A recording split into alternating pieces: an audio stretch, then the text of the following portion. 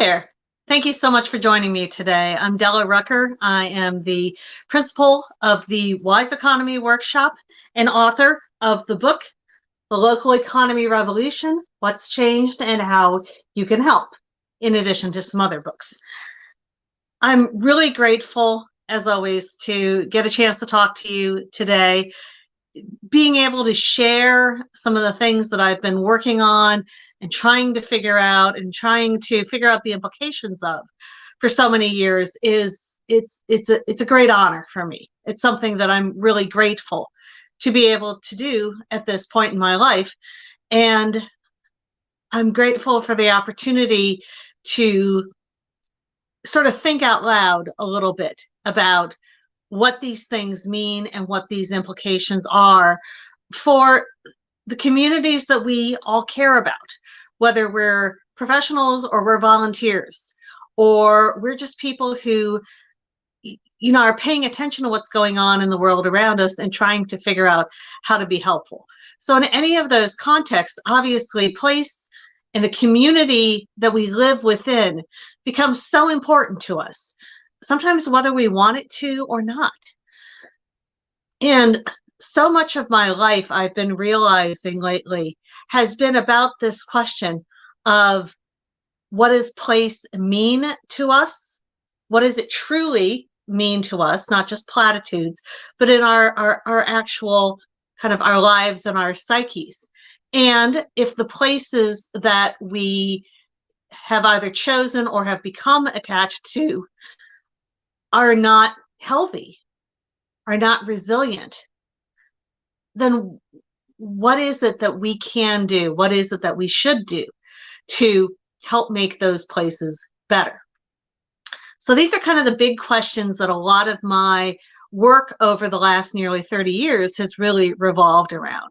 And for me, this book was really about sort of capsulizing a lot of that understanding.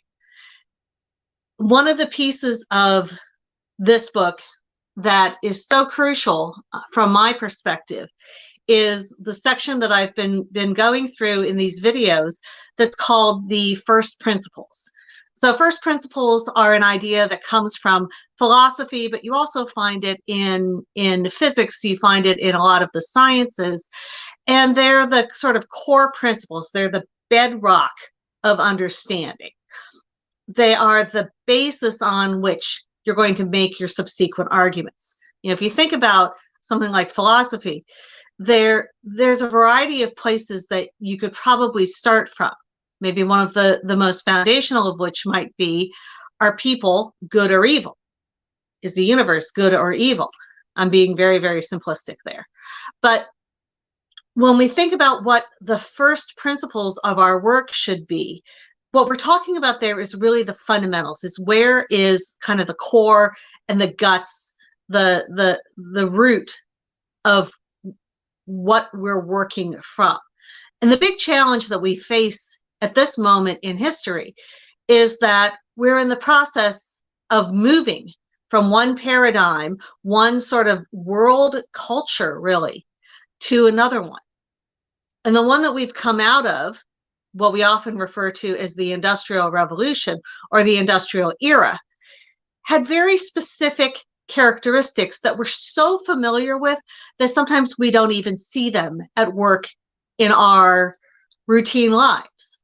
So assumptions about hierarchy, about who gets to be the ones who make decisions, about who has the qualifications to make decisions. It's not just about running an assembly line.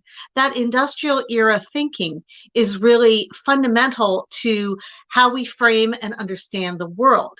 And if you pay attention to things like how urban design, urban improvements, urban planning, economic development, all of the factors that have influenced how our communities have developed.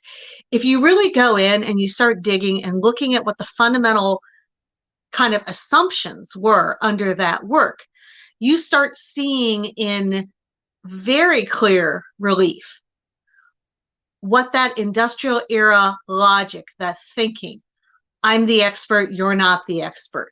We have a chain of command, we have a process that we're going to go through.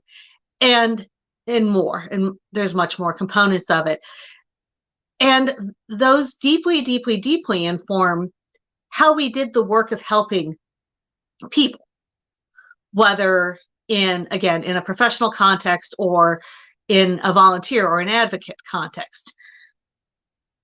The challenge we have right now is twofold. One is that once we start kind of widening our awareness of the world, we start realizing how poorly some of those assumptions have worked in the past, how poorly that paradigm addressed some issues that are very much front and center for us today. And secondly, that the world is changing, even the world of our local communities, of how people in a neighborhood even communicate with each other. That's all changing at such a profound rate, and it's to such a profound degree that we really have to take a big step back and say, okay, we've had this assumption on how to do things, but those assumptions don't seem to fit anymore. So what are the assumptions that we need to be working from today and moving into this future? And I don't just mean 2021 or 2022, but moving into the future that will define certainly the rest of my life, probably the rest of my children's lives, will be working through this transition.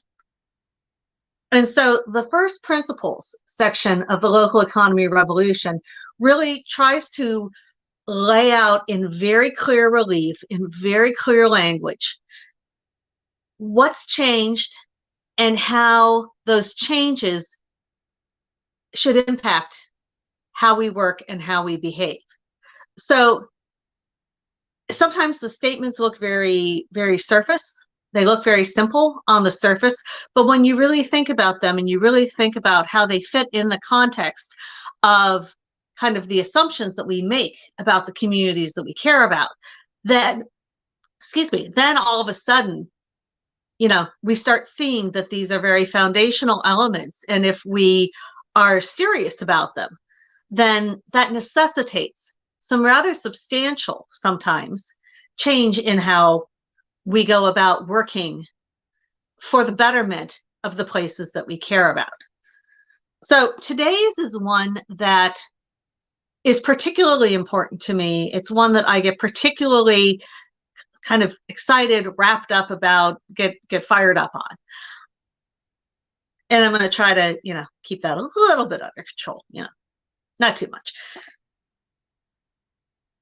This is one that I've really been, what's a good word? Convicted of, convinced of, particularly over the past 5 years.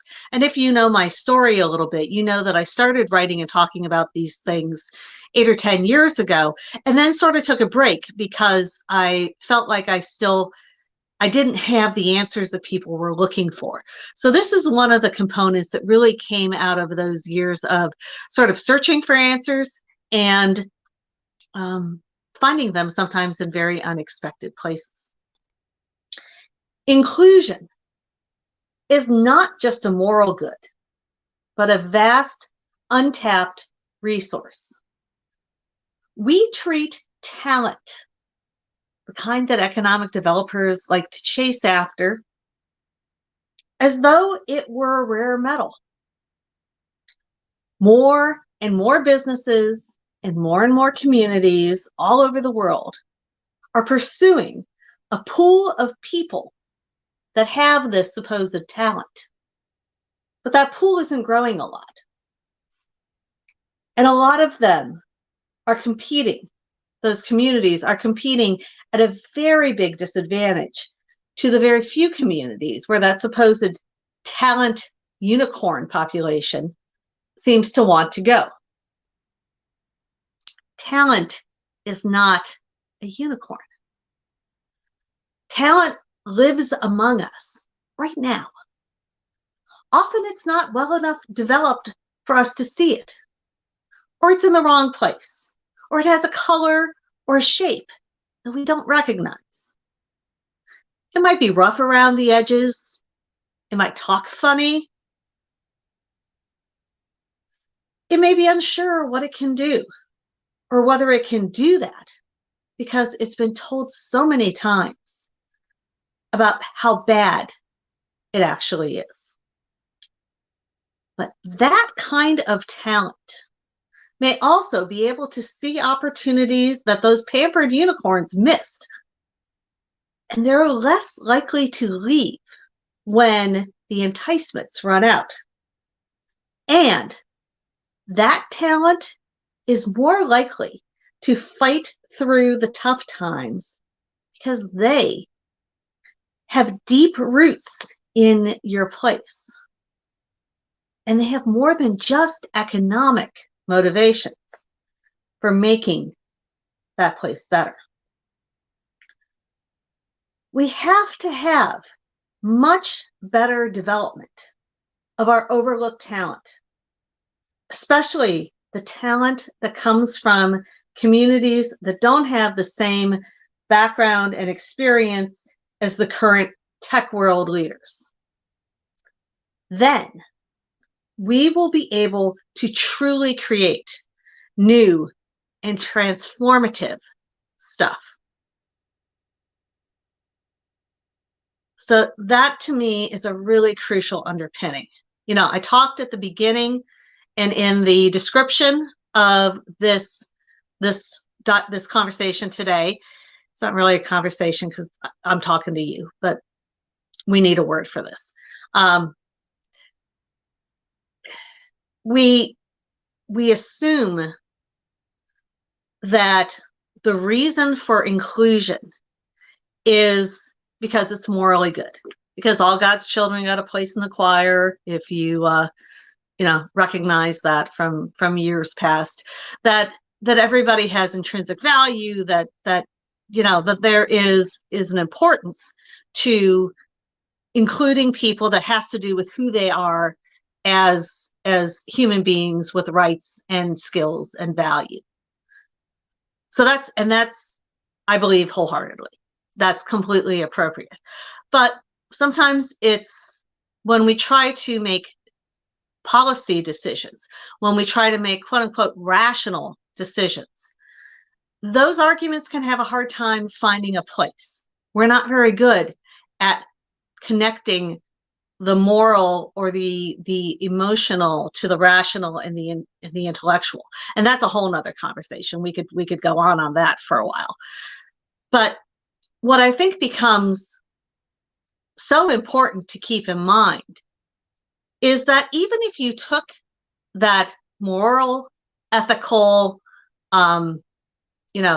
view of people out of the equation entirely, there's still an extraordinarily pragmatic and practical and incredibly and increasingly important reason to continue to include and to really put an emphasis and put effort and intentionality into including people who may be very, very, very different from the people who are participating in whatever we're doing already. And it's a very simple reason, and it has to do with that transition into a world that we don't know what it's exactly going to look like yet. I have blinders. I have pieces that block my view, right? Because of my experience, my assumptions, my paradigm, I'm going to miss things. And knowing kind of the limits of your own sight is very challenging under the best of circumstances. And it's challenging from a personal kind of what is my knowledge, what is my value perspective, in addition to being technically challenging. How do you see what you can't see? And I struggled with that. That was the big struggle of the early years of this work for me, was that I knew enough to know that I couldn't get out of my own paradigm. I knew I had learned all of the tools and all of the methods and all of the techniques for revitalizing communities, for engaging people, for making plans, for making economic development strategies, et cetera, et cetera, et cetera, et cetera. I had mastery of the topic, but I knew, I could sense that mastery of the topic wasn't enough, and that mastery of the topic was actually becoming less and less valuable as time progressed and as the world continued to change in these very volatile and from where I was sitting, unpredictable ways. But if you're in that box, and I don't care what your box is, it's extraordinarily hard to figure out how to get out. It's extraordinarily hard to learn to think in the manner that is outside the box. And there's people who've worked on this, and you can go through, IDEO, or somebody will do, training upon training on how to get out of your paradigm. But from what I've seen so often, we can do that at an intellectual level, but to do that kind of more consistently and more kind of into our deeper assumptions is extraordinarily hard work. And it's something that I personally fought with in myself for many, many years. And there was only really one way that I could find to reliably and consistently unlock the door of my own box, of my own paradigm, and get out. And that was to work with people, to communicate with people, to empathize with people who weren't in my box. It's almost like the person who isn't in your field of expertise, it's almost like they have the key. It's almost like they have the ability to unlock that and to show you what's out there when we can't find that ourselves from the inside. And you can make a glorious metaphor out of that. But what I found over and over again was that when I worked with people who were younger than me, who were poorer than me, who came from less advantage than I did, who had a different racial or cultural experience, backstory than I did, that as soon as I would shut up and stop trying to be the expert, that they would unlock that door. And they would show me how to do things, how to understand things, how to think about things that were were a whole different thing from what I was locked into within my own box. So it wasn't just a matter of they managed to add a piece on. It wasn't just a matter of we went from this step to this step, or we'll do it that way, this step to this step. It was a matter of we went from this step to somewhere else entirely. And that was transformative. It was transformative for me personally. It was also hard as hell, because especially when we are 30, 40, 50 or older, we want to think that we know it. We want to think that we've got it together. We've worked a really long time to learn what we have learned. And again, I don't care if you're a professional or you're just a person who has opinions about things. We don't want to give up the ability to be right. And yet, so often, we are right on the wrong things in the wrong way. And I still get 100,000 things wrong. I had a conversation that some of you may have seen, and if you haven't, I'd encourage you to check it out on my YouTube channel, with Kemal Hakatera, who is a Black entrepreneur, serial entrepreneur, who is building what I think is one of the most amazing platforms for fostering Black entrepreneurship and Black small business ownership that I know of in the country. And it's extraordinary and it's complex. And it really comes from a place of understanding what that population needs. That is a very different place from where I have come from. So I've worked, for decades talking about small business and minority entrepreneurship and how do we get more people into entrepreneurship and supporting small businesses and blah, blah, blah, blah, blah. Kamo, who is 15 or more years younger than I am, doesn't have a college education, doesn't have a bunch of letters after his name. Kamo saw and perceived and created a structure that knocks all that open in a different way, that solves the problems, that solves the challenges that I went bang, bang, bang, bang, bang against for so many years, and just sort of cracks it open in a whole new way. And that is the extraordinary gift. And I tell him regularly, I'm serving as an advisor to help them get off the ground. Being able to learn to see a little bit through the eyes of somebody who is coming to an issue that you care about, but from a very different perspective and a very different background, I really regard that as a gift. When I have the chance to do that, when I'm the only white person in a room and Black entrepreneurs around me are talking very honestly about their challenges and their opportunities, that's a gift to me. That's a gift because it's a view of the world outside my box. And it's insight that I would never be able to pick up on my own. So I wrote a book a couple of years ago that is a different one from the one I've been talking from. And that book is called Everyone Innovates Here. One of the core principles of Everyone Innovates Here is the idea that, and the realization that if we're actually legitimately going to solve problems, whether it's, and capitalize on opportunities, so let's not always flip it that way, we have to have a much wider range of people involved in that work, because ultimately the work of creating something new is not so much in this coming era, in this fusion era.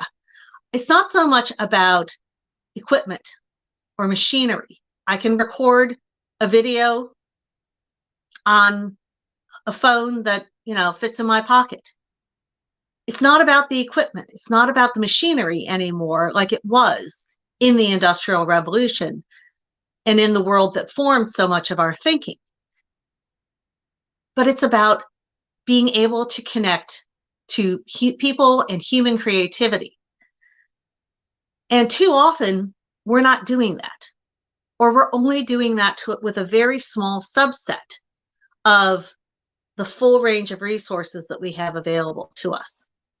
And so Everybody Innovates Here is really trying to get at reimagining the work of creating new things, whether that's community solutions or business products or anything. Fundamentally, our greatest asset, and the reason why inclusion is an untapped resource, in the words of the local economy revolution that's arrived, the reason for that is because that's where the good stuff comes from. That's where the new, that's where the creative, that's where the insight is going to come from. One of the elements that Kamo and I talked about in that video that I referenced was about how money becomes a proxy for getting access to other kinds of capital. Intellectual capital, other people's good ideas, other people's creativity, other people's social networks, our social networks, etc. Money can very often become a proxy, and too often we try to solve our problems, solve our challenges, capitalize on our opportunities by throwing money at it. And then when we don't have money to throw at it, which in the world of communities and local is very often the case, then we go, oh, well, we can't do it. We're up a creek. We're stuck.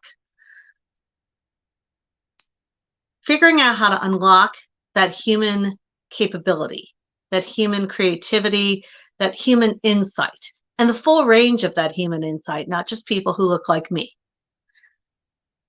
That's, I think, the core and key and crucial challenge of this era that we're moving into.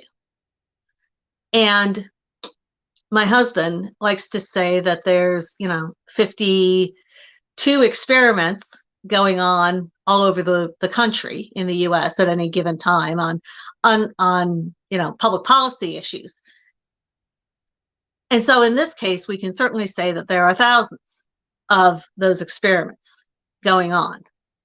And I talk about a lot of those in the Wise Economy Substack, and particularly the Wiseful Digest, which subscribers get on a weekly basis. So if you're interested in that, definitely take a look at the Wise Economy Substack, which is wiseeconomy.substack.com. But keep in mind, no matter what you're doing, no matter what you're reading, that the more we learn, and it's an openness, but it's also learning the skills of how to pull in people who represent this whole great, incredible diversity of experience that we have access to. That's where our opportunity for growth, for capitalizing on possibilities, for solving some of the thorniest problems that have faced us, that's where that opportunity lives. So, again, if you're interested in this, The Local Economy Revolution has arrived. It's probably a book that you would enjoy. You can find it any place where you get books, particularly on Gumroad.com, Lulu.com, and Amazon. You can also get it you can order it through pretty much any other bookstore. They don't carry so much on their shelves anymore. But again, Local Economy Revolution has arrived. You can learn more about it at localeconomyrevolutionbook.com. So that's localeconomyrevolutionbook.com. If you want to be part of more current conversations around these issues, you'd probably enjoy the Substack, which is wiseeconomy.substack.com. Great information and analysis delivered to your mailbox, to your inbox once a week, and invitations to lots of other good things as well. So thank you again for taking the time. I really appreciate, as I've said before, being able to talk to you and hopefully being able to connect in a new way. And for a writer, talking to a camera is always a little bit weird, but I'm really starting to appreciate, the ability to do that. If you're looking for a speaker for upcoming events, whether it's in person or on a little screen like this, I'm happy to do that as well. Again, thanks so much. And as I always tell folks, it's a great thing to think about over the weekend. We have some amazing opportunities in front of us, and it's time to go get them. Thanks.